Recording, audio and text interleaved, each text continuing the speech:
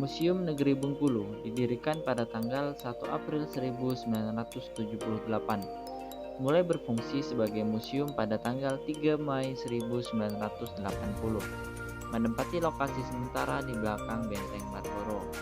Koleksi awal berjumlah 51 koleksi, terdiri dari 43 buah koleksi etnografi, 6 buah koleksi keramik, dan 2 buah koleksi replika. Pada tanggal 3 Januari 1983 pindah ke lokasi baru di Jalan Pembangunan Nomor 8 Padang Harapan, Kota Bengkulu. Berdasarkan SK Mendikbud RI Nomor 0754-0-1987 ditingkatkan statusnya menjadi Museum Negeri Provinsi dengan klasifikasi Museum Umum tipe C. Untuk saat ini, koleksi pada Museum Negeri Bengkulu berjumlah 6.150 koleksi. Baiklah teman-teman, kembali lagi bersama kami di sini di salah satu museum yang ada di Bengkulu. Bersama saya Muhammad Kafir Fauzi dan Bapak Dewi Kusno. Baik, di sini kami akan mencoba untuk berjalan-jalan atau mengunjungi museum. Dimulai dari ini adalah pintu depan dari museum tersebut. Baik,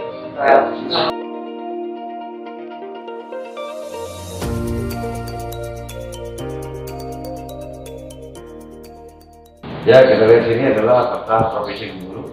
Bengkulu terdiri dari 9 kabupaten dan 1 kota Madia, jadi 10 daerah 32, yang mana bagian utara batasan dengan Provinsi Sumatera Barat, kemudian bagian selatannya dengan Provinsi Lampung, dan di bagian timurnya Provinsi Sumatera Selatan, bagian baratnya yaitu Samudra Hindia. Kita tahu Bengkulu terdiri dari 9 suku bangsa yang ada di sini. Suku bangsa Moko, suku bangsa Bekal, suku bangsa Rejang, kemudian suku bangsa Lembak, suku bangsa Selawai, Melayu Bengkulu, suku bangsa Kaus, dan suku bangsa Kosmat, terakhir yaitu suku bangsa Enggano. Jadi ada 10 suku bangsa dan ada 9 dialek bahasanya. baik.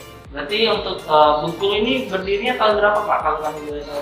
Terdiri dari tahun 68. 68 Pak ya. Iya. Ya, cukup Nah, lama juga Pak ya. ya, dulu provinsi yang terakhir, kemudian bertambah lagi provinsi-provinsi yang lain. Oke, selanjutnya kita ke profil mungkin Pak ya. Ya, kita lihat profil kabupaten kota di Provinsi Bengkulu. Kita lihat sini ada beberapa kabupaten yang sudah saya jelaskan sesuai dengan suku bangsanya tadi. Ada Provinsi Kabupaten Bengkulu Utara, Kabupaten Bengkulu, Bengkulu Tengah, Rejang Lebong, Kabupaten Payang, Kabupaten Lebong, Kabupaten Seluma, Kabupaten Bengkulu Selatan, Kabupaten Kaur, dan Kota Bengkulu. Dulunya hanya cuma ada 3 daerah kabupaten, Bengkulu Utara, Bengkulu Selatan, dan Rejang Lebong. Kemudian semenjak otonomi ditambah lagi menjadi beberapa kabupaten. Jadi ada pemecahan dari Iya. dari kabupaten yang awal itu. Ya, kabupaten itu. Yang paling muda yang mana Pak? Kalau kami boleh tahu Pak. Ya, kita lihat ini ada beberapa seperti Bengkulu Tengah, ini baru juga. Ya, semenjak otonomi ya. Iya. Bengkulu Tengah, Kabupaten Bengkulu, kemudian Kabupaten Lebong, Kabupaten Seluma, dan Kabupaten Kaur. Iya, termasuk muda yang sesudah otonomi daerah. Di setiap kabupaten pasti ada wisata masing-masing ya Ya, Pak.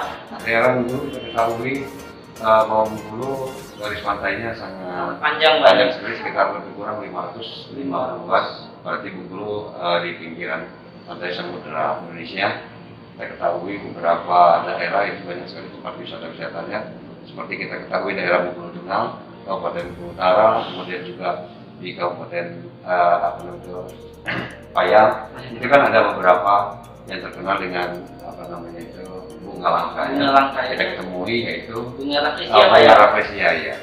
Kalau sekarang kan lagi mekar Kalau lagi makan di daerah Iya. mana Pak? di daerah Payang, Di Teman-Mono. Payang Pak ya. Iya, Teman-Mono lagi mekar sekarang. Biasanya berapa hari Pak? Iya, sekitar 1 minggu. 1 minggu dalam proses pemekaran. Iya, proses pemekaran. Apalagi sekarang ada yang 7 kelopak lagi makan. Oh, Lagi itu apa Pak ya? Iya, Bermacam-macam kelopak. macam-macam ya. Ada yang 5, ada yang 6, ada yang 7. Terus ini ada Kita lihat di sini lintasan sejarah Bengkulu. Jadi Bengkulu kita ketahui mulai daripada masa prasejarah ini sudah ada manusia yang berada mendiami daripada Provinsi Bengkulu. Kita ketahui ada beberapa peninggalan ya, koleksi-koleksi daripada prasejarah, yaitu kapak batu, kemudian ada menhir, kemudian juga ada bekal kubur. Kita lihat di sini ada beberapa bentuk bekal kubur, yaitu mani-mani, kemudian ada bejana, ada gelang-gelang, dan ada bentuknya tempayan. Jadi kita ketahui bahwa di sini di zaman prasejarah ini ada pada masa zaman Paleolitikum, kemudian zaman Mesolitikum, Neolitikum. Tetapi kapak batu yang kita temukan di museum ini yaitu zaman Neolitikum, zaman batu muda. Ini salah satu bentuk aslinya Pak Iya, ya? Atau ini replika, Pak? asli semua ini. Pak, ya? Iya, ini asli semua. Ini berarti batu. Kapak batu. Kapak batu. Iya, kapak batu. Jadi ada beberapa hal jenisnya kita lihat di sini. Ada beliung, ada belincong kan. Kalau yang ini apa Pak? Ini menhir, Menhir, Pak, ya? Iya, berbentuk manusia. Ini pahatan dari asli Iya, atau ini replika? patahan sedimen nih. Iya. Oh. Ini kan asli, tapi bukan patahan sedimen kan. Batu.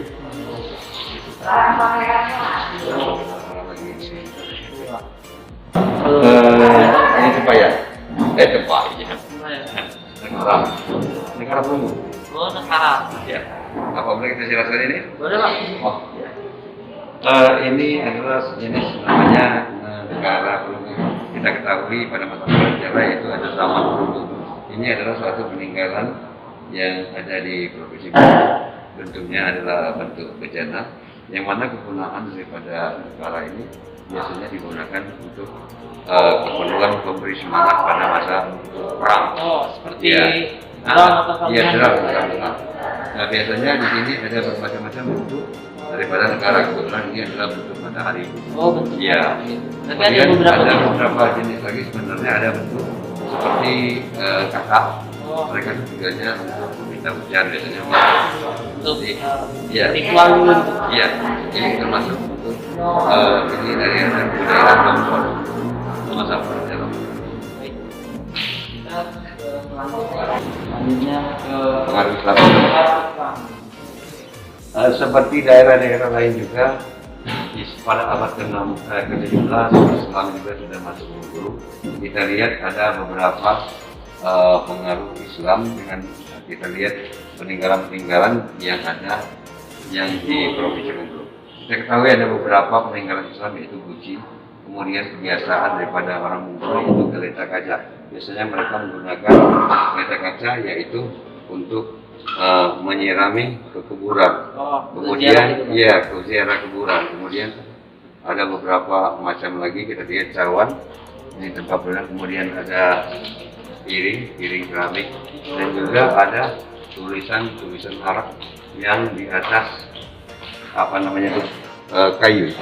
Oh. Ini kita lihat ada beberapa ya tulisan Arab di atas kayu. Ini biasanya ada nasihat-nasihat, kemudian ada cerita-cerita tentang nasihat untuk anak cucu. Biasanya di sini. Selanjutnya ini ada Masa kolonial. masa kolonial ya. Tentang penjajahan atau gimana Pak? Nah, Penjelasan. ini Inggris ya. Inggris. Iya, tetapi ngabung kok. Oh. Di samping itu juga ini kan ada kayak gitu, ini pada masa Jepang juga ini. Ini kain lantung nih ciri khasnya atau apanya yang spesial dari di masa kain? ya di masa itu sulitnya apa namanya itu pasokan pada tahun masa Jepang kan punya pakaian, jadi mereka membuat pakaian itu dengan menggunakan kulit kayu. Oh, kulit Ya, kayu. kulit kayu yang dipukul itu kemudian disebut dengan kain lantung. Iya. Nanti dijadikan pakaian. Pakaian. Memang dibuat pakaian itu, dibuat pakaian. Jadi dijadikan pakaian. Ini apa Pak kalau kami boleh tahu Pak? Nah, Ya, ini seperti trisula. pedang atau apa? Ini trisula. Oh, trisula. Ini sebagai alat senjata. Kemudian kita lihat lagi. Ini sebelum ada ini kan masa kolonial ini. Iya Pak. Inggris kemudian Belanda. Sebelum adanya benteng Priok, ini hasil ekskavasi benteng Priok. Sebelum benteng Marlborough. Jadi ada beberapa peninggalan yang didapat di benteng Priok. Kemudian kita lihat lagi. Oh, ini sudah kita lihat. Sudah tadi Pak tentang digunakan sebagai pakaian ya. Ya. Sekarang ada beberapa peninggalan pada masa kemerdekaan pada tahun 47 sampai versi 9 yaitu agresi kedua. Kita lihat beberapa peninggalan seperti ada lonsmen ranjau darat. Ranjau darat ini itu yang di mana dibuat oleh tentara kita di Bengkulu ini untuk melawan penjajah. Kemudian ada beberapa topi, kemudian senapang, dan ada pistol. Berarti ini senjata yang digunakan waktu Agresi kedua. agresi Iya. di Bengkulu Pak ya? Iya, di Bengkulu. Di Bengkulu ya. Dari sini lagi ini masih. Ini ada masih dalam bentuk senjata juga Pak ya? Ini termasuk pada agresi 47 sampai 49. Ini ada beberapa senjata yang digunakan oleh tentara keamanan rakyat di Bengkulu, yaitu namanya meriam kecek. Ini meriam kecek ini itu ada satu lagi. Ini dibuat dari tiang telepon, ini asli dibuat oleh tentara kita untuk melawan penjajah. Ini digunakan sebagai bahan peledaknya besiu, pecah-pecahan besi ataupun pecahan kaca dimasukkan di sini sebagai bahan peledaknya.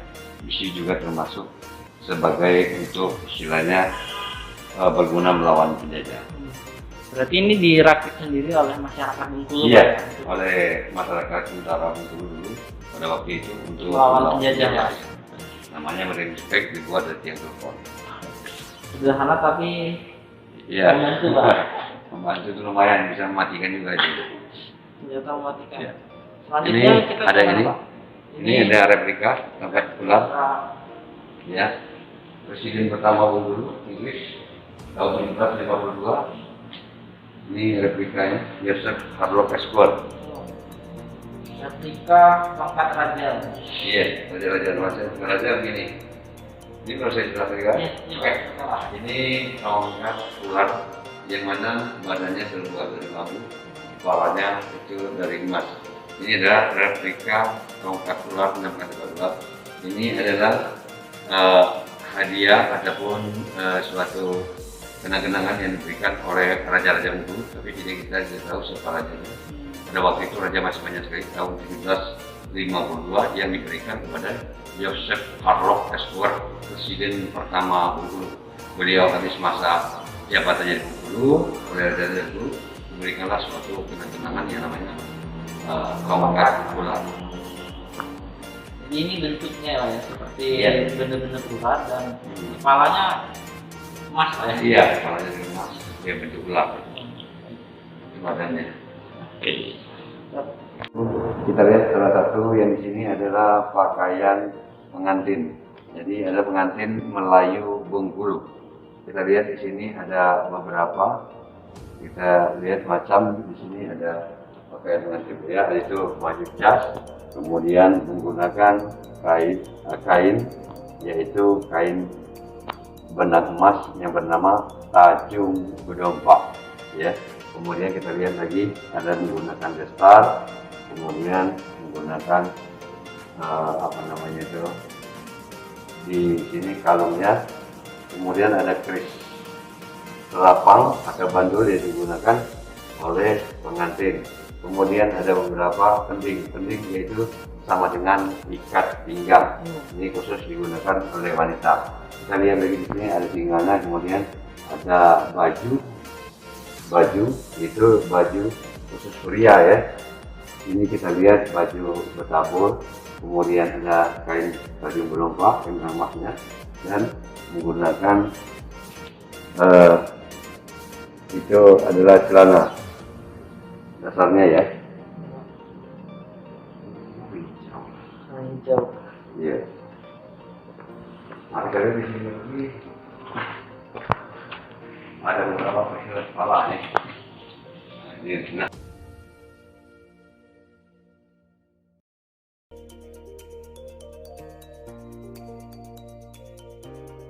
kita lihat di sini ada beberapa macam singa berumai. Singa berumai itu adalah untuk menutup kepala, kemudian menutup muka sekali. Dikatakan berumai karena dia dari atas sampai ke bawah menutupi mukanya. Ini dipakai oleh suku Serawai. Jadi penggunaannya itu dipakai oleh suku Serawai. Jadi kita lihat di sini ada beberapa aksesoris yang digunakan. Kemudian ada sisirnya, kemudian ada singalnya, istilahnya tutup kepalanya, bentuk-bentuk ininya. Nah, ini semuanya digunakan sebagai perhiasan kepala. Ya. Kemudian ada beberapa lagi itu sebagai sapan luar pengantin. Di sini ada gelang-gelang, ada namanya gelang ular yang diiringi dengan ular, kemudian ada namanya gelang keroncong, dan ada namanya gelang kanong, juga ada gelang bendering yang khusus untuk yang perempuan gitu. Itu ada gelang bendering dan ada yang lain. Kemudian ada bentuk kalung. Beberapa kalung yang kita lihat di sini ada kalung glamor, kemudian juga ada beberapa jenis bentuk kalung sebagai perhiasan pengantin perempuan.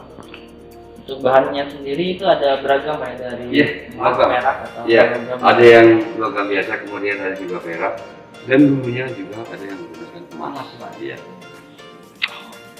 Yang jelas kalau kita lihat di sini, mereka menggunakan ini biasanya hati-hati itu kan dalam arti hubungan manusia dengan penciptanya. Ya, ini kata itu. Selanjutnya ini ada baju juga Pak ya? Ya, ini juga sama itu namanya juga baju tabur, bentuknya juga bentuk baju kurung, kemudian menggunakan pending, kemudian ada penanda perlu, ada layang kuncinya. Ini pakai ini yang digunakan oleh masyarakat Rejang. Oh, masyarakat Rejang. Ya. Kemudian di sini kita lihat lagi namanya baju nak-unak dan kain cermuk. Ini baju nak-unak kain cermuk. Ini digunakan oleh suku Kau. Kau Pak ya? Iya. Biasanya mereka menggunakan istilahnya kerang-kerangan untuk lehernya. Kemudian hiasan-hiasan yang digunakan pada kain yaitu menggunakan mani-mani. Setiap bentuknya pasti ada artinya masing-masing kan? Iya, ada. Misalnya ada di sini kita lihat ada pucuk rebung. Yang jelasnya mereka biasanya memang ada yang berbentuk biasanya mengambil seluruh hiasan-hiasan itu dari alam sekitarnya. Selanjutnya ini masih dalam perhiasan Enggano. Ya, kita lihat di sini ada perhiasan Enggano, ada sebagai ikat kepalanya. Di sini ada dua jenis. Kemudian ada kemeonya, biasanya menggunakan untuk memanggil masyarakat. Iya, sama dengan trompet masyarakat. Kemudian ada gelang-gelang pakaiannya itu lebih banyak menggunakan daripada kerang-kerang laut. Berarti hasil dari Iya, laut. hasil dari laut ya. Dijadikan perhiasan. Iya, karena mereka kan dikelilingi oleh laut, biasanya mereka menggunakan apa yang di alam sekitarnya, yang ada di alam sekitarnya. Selanjutnya ini ada ini dulu Pak. Versi ini dulu. Ya, ini sama nih. Oh. Jadi istilahnya ini adalah naskah Kakanan yang disebut dengan itu di sini adalah naskah Hulu. Jadi ini adalah tulisan lama. Tulisan lama maksudnya sebelum adanya tulisan Latin. Ini ada tulisan lama Bung Hulu, itu naskah Hulu. Disebut dengan naskah Kaganga. Ini ada beberapa macam yang ditulis di bambu. Kemudian ada yang dekat kita, ada yang ditulis Di tanduk Pak ya? Iya, di tanduk. Ada yang ditulis di rotan. Biasanya ini lebih banyak yang ditulis ini nasihat-nasihat orang tua kepada anak cucu, kemudian mantra-mantra pengobatan. Ya, jadi ini yang biasanya yang banyak ditulis-tulis itu di benda-benda tersebut. Kalau untuk sekarang masih dipakai Pak untuk naskah Kaganga? Kalau sekarang kita kan sudah menggunakan Latin, tetapi di sekolah ada beberapa daerah seperti daerah Jam, itu mereka juga memperkenalkan kembali tentang tulisan Kaganga lagi. Ya, generasinya terus tahu. Iya, tahu. Kalau kita lihat ini kan di yang banyak untuk mengkaji naskah Kaganga ini kan dari jurusan bahasa dan sastra. Iya, ini di UNIF. Ini pakarnya Pak Sarwit ini. Iya, iya, pakarnya Pak Sarwit ini. Dari pakar ke naskah.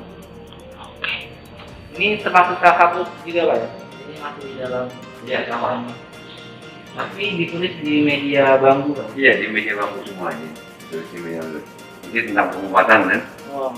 Jadi banyak tentang pengobatan, misalnya mantra-mantra untuk menaklukkan binatang, jadi macam-macam. Tertulis di bambu. Di bambu ya.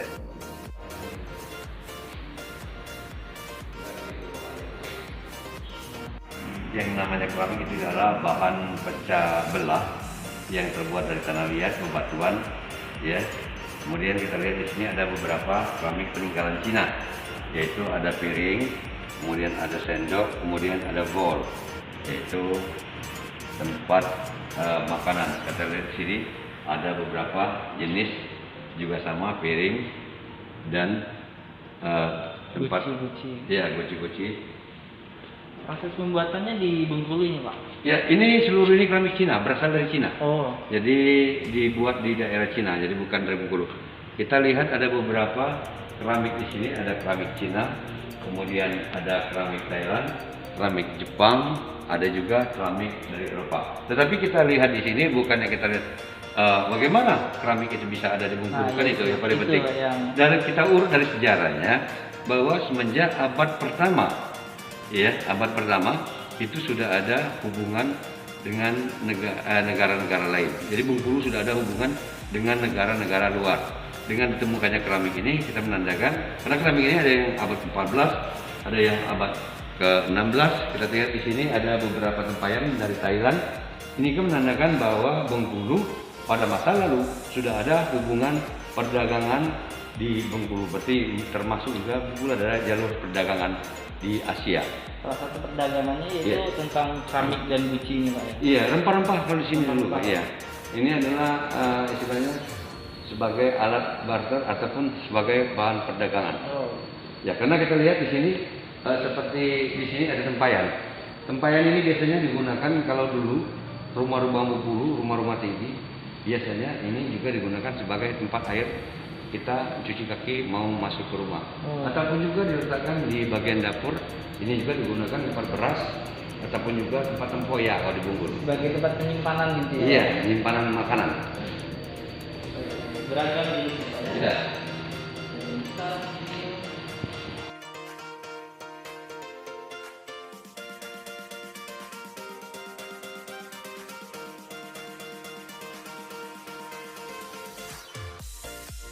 Jadi dulunya ada beberapa macam koleksi yang ditampilkan itu tentang binatang peninggalan flora dan fauna yang ada di Bengkulu.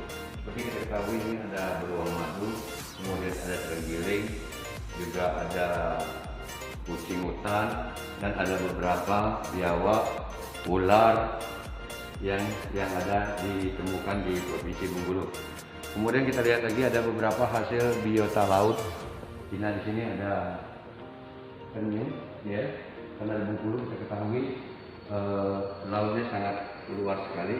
Jadi ada beberapa macam biota laut yang ditemukan di daerah Provinsi Bengkulu. Penyu. Iya, penyu. Kemudian ada beberapa ini kan karang-karang. Jenis karang-karang. Iya, tapi mungkin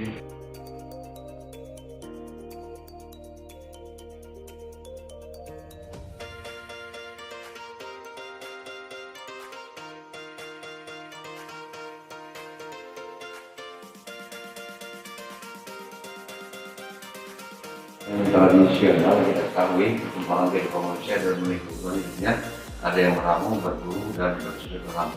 Kita lihat di sini ada beberapa peninggalan untuk perangkap puyuh yang sini yang ditampilkan. Kemudian ada lagi alat untuk berburu seperti tombak. Kemudian ada untuk bercocok tanam, ada rimbas, lapak dan yang lainnya. Masuk. Kemudian kita lihat lagi ada peralatan nelayan. Jadi untuk menangkap hasil ikan di laut biasanya mereka menggunakan perahu, kemudian bisa juga sejenis jongkong kapal kecil, kemudian ada cadi, juga ada pukat, jaring dan yang lainnya. Kita lihat di sini ada beberapa seperti tempat peralatan pengangkut hasil daripada tangkapan ikan seperti kerang. Kemudian peralatan ikan di air sungai, ini kita temukan juga ada beberapa macam bentuk. Ada yang namanya serkap, itu serkap di air tenang. Nah, ini namanya serkap. Kemudian untuk di suku Serawai ada yang namanya melata. Itu dibuat dari kayu resam sebagai alat menangkap ikan di sungai. Kemudian kita lihat juga ada jelujur. Ini teknik jelujur khusus sebagai alat menangkap ikan yang di air deras, biasanya berarus deras, sehingga dia agak jarang-jarang ya bentuknya ya. Kemudian ada bubu. Kita ketahui teknik bubu itu sebagai menangkap ikan. Biasanya diletakkan di sela-sela di dekat siring ataupun di tempat yang sungai itu. Kemudian ada juga namanya unak. Ini kita lihat ada bentuk berduri, itu nekat di air tawar. Unak dipasang ini secara menyelam, biasanya menyelam mereka masukkan sekalian alat perangkap unaknya. Kemudian ada bumbu udang, kita lihat ada lebih halus ya. Kalau bumbu biasa itu agak jarang. Kemudian kalau bumbu udang ini itu lebih halus, itu digunakan untuk menangkap udang di sungai. Kemudian ada beberapa bentuk alat perekonomian, yaitu cupak kayu. Ini ada cupak kayu, biasanya ada cupak kayu besar dan cupak kayu kecil. Ini yang digunakan oleh masyarakat dulu sebagai alat ukur untuk keperluan biasanya beras ataupun kacang-kacangan atau pertanian yang lain. Kemudian kita lihat sini ada upacara tradisi. Upacara tradisi kebiasaan masyarakat Bengkulu. Biasanya ini di sini ada upacara daur hidup. Mulai daur hidup maksudnya mulai dari lahir sampai dengan kematian. Jadi di Bengkulu tidak ada istilahnya upacara-upacara ini, biasanya mereka secara agama Islam sebagai permainannya. Kemudian ada lagi permainan taji. Taji biasanya permainan taji itu pada pelaksanaan pada musim durian, karena taji itu menggunakan biji durian sebagai alat media untuk main taji. Untuk bermain. Iya. Kemudian kita lihat di sini ada buai anak namanya, ya. Biasanya buai anak ini tembang saya keagamaan biasanya sampai dibuai, ditembangkan, saya ataupun doa-doa kepada anak supaya anak ini nanti besarnya menjadi berguna bagi masyarakat, bangsa, negara, agamanya dan orang tuanya. Itu namanya buai anak. Mulai kita lihat di sini pada masa dewasa, pelaminan. Pelaminan ini dinamakan pelaminan kain terjalin 3 lapis. Ada warna kuning, kemudian ada warna hijau dan ada warna merah. Ini dinamakan pelaminan 3 lapis. Ini juga digunakan oleh biasanya raja-raja dan kaum orang-orang bangsawan dan orang-orang yang mampu. Kita lihat di sana ada kuning berarti gabungan, kemudian merah dirasakan berani, dan hijau menandakan kesuburan dalam satu daerah tersebut. Di mana pelaminan juga menggunakan tombak dan payung kuning. Ini menandakan bangsawan.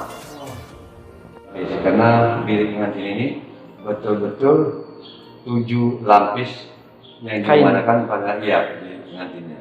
Kemudian ada beberapa alat di dalam bilik pengantin seperti peti bunian, kemudian ada sampiran sebagai alat perlengkapan untuk pengantin.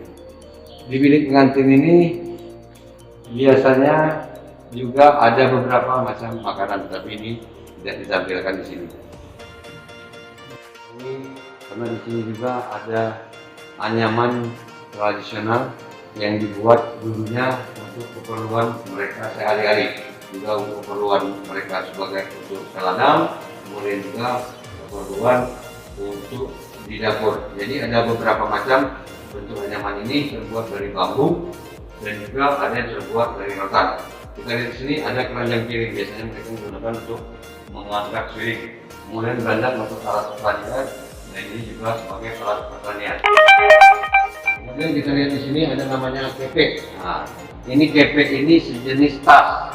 Ya, kepek ini sejenis tas. Biasanya digunakan untuk membawa misalnya baju, seperti dia pengantin laki-laki nikah dengan perempuan, biasanya dia mau ke rumah perempuannya, dia membawa pakaiannya menggunakan kepek.